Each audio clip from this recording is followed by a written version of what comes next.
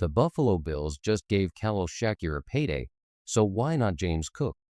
It's a question stirring plenty of debate in Bills Mafia, and today, we're breaking it all down. Before listening to the latest news, subscribe to the channel, like it, and don't forget to press the bell icon. Let's move on to the new news. Here's the situation. Shakir recently signed a deal worth around $15 million a year after posting 821 yards and 4 touchdowns. Fans were quick to applaud the move as team-friendly. But James Cook? He put up over 1,500 yards from scrimmage and 18 touchdowns, and yet the reaction to him wanting similar money has been met with hesitation. Why the difference? It comes down to position value in today's NFL. Wide receivers like Shakir operate in a booming market. The league's top receiver is making over $40 million per year. Running backs like Cook, however, are battling a market that caps at about $20 million for the very best. It's not a talent question, it's an economic reality. When it comes to NFL contracts, the gap between wide receivers and running backs is massive. Over 20 receivers in the league earn more than the highest paid running back. That's why Khalil Shakir's deal, $13.25 million per season, slots him only as the 27th highest paid receiver. But if James Cook were to get $15 million from Buffalo, he'd instantly be tied for the third highest paid running back in the entire NFL, right alongside Derrick Henry, and just behind Christian McCaffrey and Saquon Barkley. Here's the hard truth. James Cook is an excellent player, a dynamic part of Buffalo's offense, but putting him in the same pay tier as Henry, Barkley, or McCaffrey, that's a stretch. He's just a tier below those elite names. The Bills have to balance talent with market value, and right now, Cook's asking price doesn't match the league's running back salary structure. Position value is everything here. Last season's Jets game showed the Bills can still produce on the ground without Cook. But when Shakir missed time, remember that Houston game? Josh Allen had one of his roughest performances in years. That drop-off was glaring. In terms of impact on the passing game and Allen's rhythm, Shakir might actually be the more irreplaceable piece.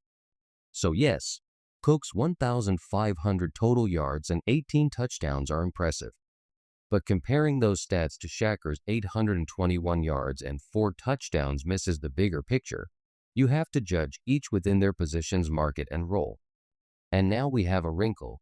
James Cook is reportedly holding in. That means he's showing up to team activities but not participating, avoiding the steep $50,000 per day fines that come with a full holdout. It's a strategic move to apply pressure without taking the financial hit. But with preseason kicking off this weekend, the timing is no coincidence. Cook and his camp know the team will soon have to decide how far they're willing to bend. James Cook is making his move, doing everything possible to create leverage. But here's the reality. The Bills hold the upper hand. They control his rights, and walking away from his current contract would cost him money he's not willing to lose. This hold-in is his best card to play for now. But unless the front office changes its stance, don't expect Buffalo to flinch. The NFL has entered a new era with this tactic. Instead of staying home like in a traditional holdout, players report to camp but refuse to participate fully, avoiding the massive daily fines while still sending a message. For Cook, it's a calculated risk, but the clock is ticking with preseason already here. Switching gears to special teams, because this matters for the Bills' roster decisions, there's a big difference between a kick returner and a punt returner, and they're not interchangeable. Kick returns, especially under today's rules, are more like designed run plays. There's no immediate contact threat when you catch the ball, and coverage players can't move until the ball is touched or hits the landing zone. That gives returners a clean start, but it also demands vision, acceleration, and the ability to break tackles in tight spaces. Punt returns, on the other hand, are a completely different challenge. The ball drops at a sharper arc, you're often stationary when catching it, and defenders can close in instantly. That means decision-making, secure hands, and quick reactions matter just as much as speed. Whether you fair catch, let it bounce, or field it on the hop can change field position dramatically. Finding a player who excels at both roles is rare, and for a team like the Bills, having a reliable specialist in each spot can be just as valuable as an offensive weapon. In the return game, the skill sets couldn't be more different. Kick returners need strength and balance to fight through tackles, while punt returners rely on quick twitch agility, sharp cuts, and the ability to make defenders miss in open space. Add in the challenge of tracking and securing a punt, often with defenders closing in immediately, and you see why it's a completely different job. Now, shifting focus back to Buffalo's roster, there's growing buzz around Keon Coleman and how quickly he's developing. His early work in camp is already showing signs that contrast with some of the pre-draft scouting knocks on him.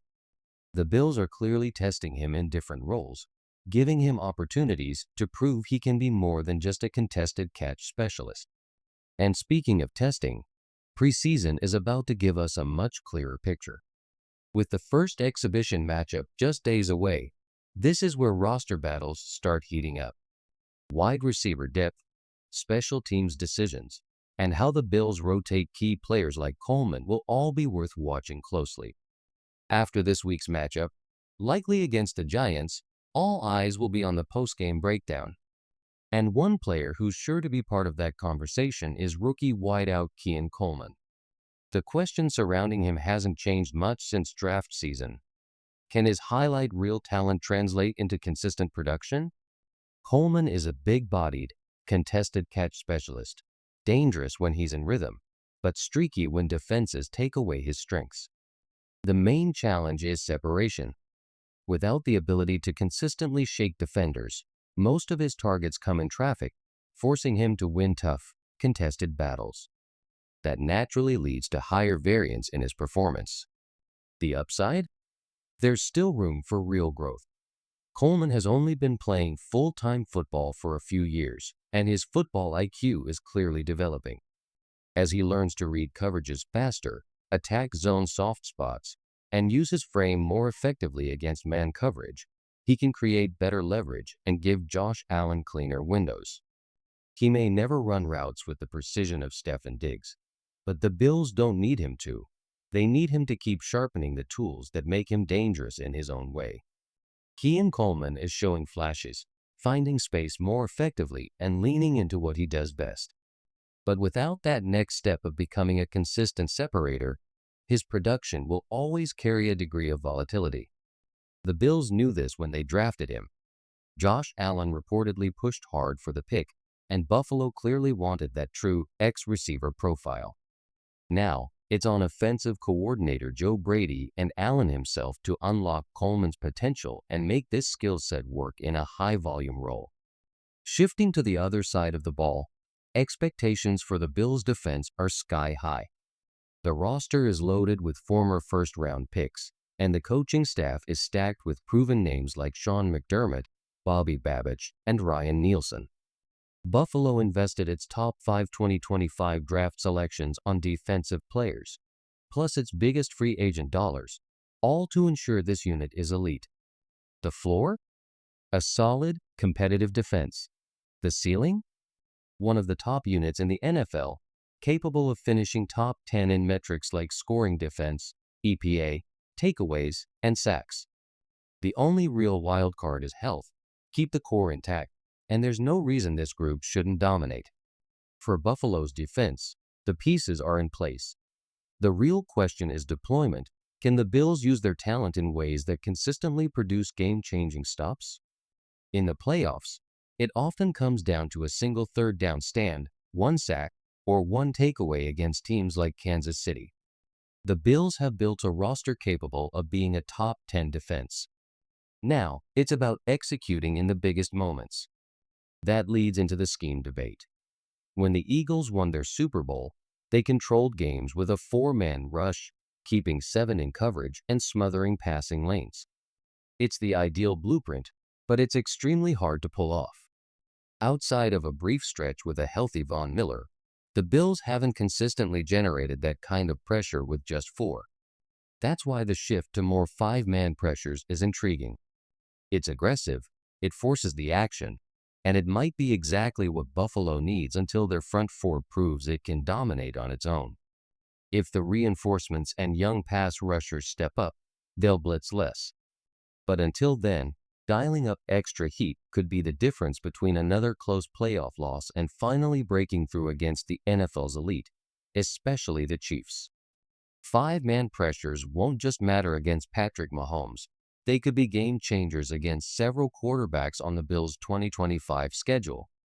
Bringing extra heat could disrupt Miami's quick timing attack with Tua, force mistakes from Justin Fields with the Jets, test rookie Drake May in New England, and keep Lamar Jackson uncomfortable in Baltimore. The point is flexibility. You can't roll out the same defensive plan for every opponent. Yes, the dream scenario is a dominant four-man rush, but Buffalo hasn't consistently had that luxury. The Eagles pulled it off in their Super Bowl run because they were 8 deep with elite pass rushers. Most teams, including the Bills, need more variety. Last year's Chiefs defense proved there's more than one path to a Lombardi. They blitzed at one of the league's highest rates and still won it all. That's why Buffalo's willingness to expand its defensive bag is so encouraging. The more ways they can win at the line of scrimmage, the better their odds of finally finishing the job in January. With Max Harrison sidelined, Tre'Davious White is locked in as the Bills' Week 1 starter. But when Harrison returns, could Buffalo get creative, maybe run more dime looks with 3 corners on the field, shifting White into a dime safety role? It's an interesting thought, but recent usage suggests otherwise. When Baltimore used White in dime last year, he was still playing outside corner, while other defensive backs rotated between slot and safety. In Buffalo's current structure, Cam Lewis has been repping almost exclusively in that dime defensive back role, while White hasn't taken any snaps there. The Bills value continuity in the secondary. Defensive coordinator Bobby Babich has made it clear. The more reps a unit has together against different route concepts, the more cohesive it becomes. Swapping players into unfamiliar spots risks breaking that chemistry. For now, the plan seems to be keeping White on the boundary, letting Lewis handle dime duties, and keeping Harrison ready to compete for snaps when he's healthy. Since Tre'Davious White hasn't been repping in the dime role, and Cam Lewis has, expect Lewis to own that spot for Buffalo, likely playing around 15% of defensive snaps. Now, as for CB2, if White is set on the outside, how does he compare to what Rasul Douglas gave the Bills last year? Simply put, White brings more athleticism, sharper technique, and a deeper command of Buffalo's defensive scheme. Douglas was savvy, but even at his peak, he wasn't the most athletic corner, and last year we saw the decline. The ball production that made him dangerous in Green Bay just wasn't there.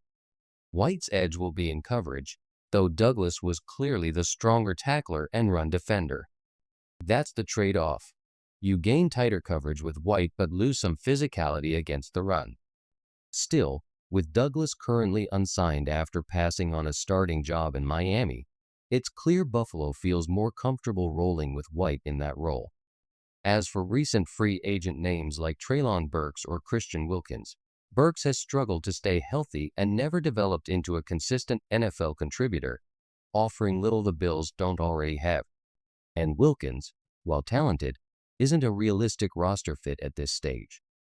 Buffalo's focus is on the pieces they've already assembled, not adding potential headaches.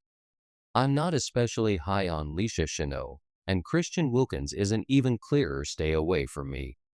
His release came under unusual circumstances, and his history with Josh Allen on the field has been rocky.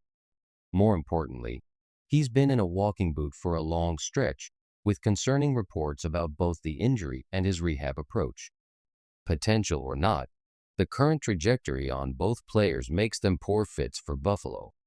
On a personal note, a listener asked how I balance the workload and family life while covering the Bills year-round.